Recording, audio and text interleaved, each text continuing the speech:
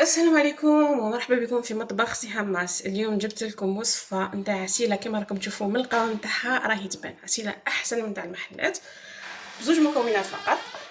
خليكم معايا لمعرفه طريقه تحضير هذه العسيله الناجحه من اول تجربه وفرجهم نتاعو. نبداو بسم الله على بركه الله في الوصفه. الو هنا هاد الريسيبيون راح ندير كيلو تاع السكر.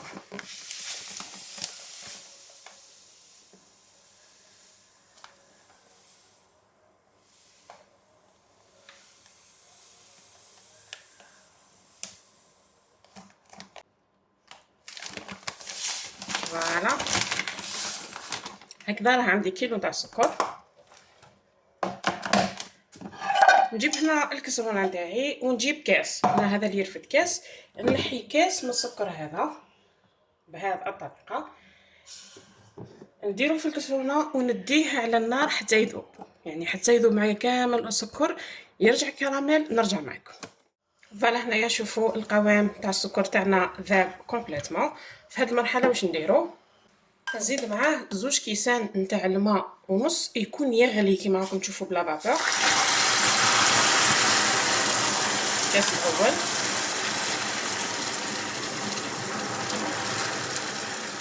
الكاس الثاني،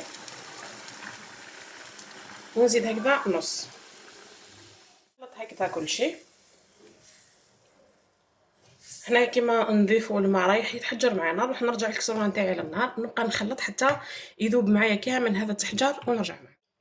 فوالا هنايا خلطت واحد دقيقه هكذاك فوق النار. شوفوا معايا ذابوا كامل هذوك التكتلات. نجيب واش بقى لي من السكر، يعني من الكيلو تاع السكر اللي نحيت منه الكاس، ونفرغوا فوق الشربات نتاعنا ولا فوق العسيله نتاعنا.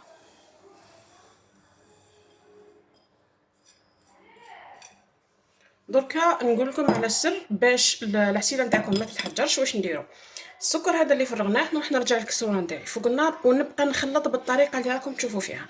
نخلط ما نحبش حتى يذوب معايا كامل السكر، يعني كي نرفد الماء نتاعي هكذا ولا العسيله نتاعي هكذا نلقى هذا اللون شفاف، يعني ما نلقى حتى سكر. نحبس التخلط بعد ما يذوب معايا كامل ونخليه يغلي 5 دقائق، يعني حسبوا له 5 دقائق.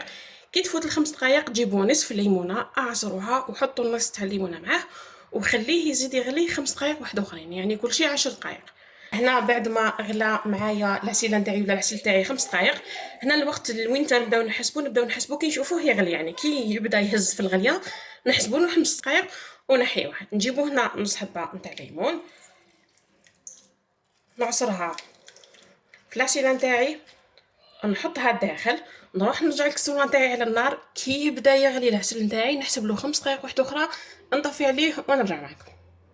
وفوالا العسيله نتاعي بعد ما فاتوا 5 دقائق دوزيام. فوالا هنايا طفيت عليه هكذا، نخليه حتى يبرد تماما ونرجع معكم نوريكم القوام نتاعو. نجيبو هنايا العسيله نتاعنا بعد ما بردت. هنايا بردت حوالي نص ساعه فقط، يعني ما خليتهاش بزاف على جال التصوير. نجيبو هنا الميزان ونشوفوا الكيلو تاع السكر شحال يخدم لنا عسيله.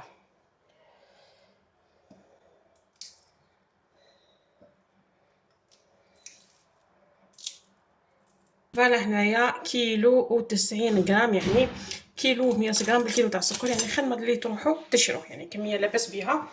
فوالا شوفوا لي القوام هنا بعد ما فات ولا نص ساعه فقط.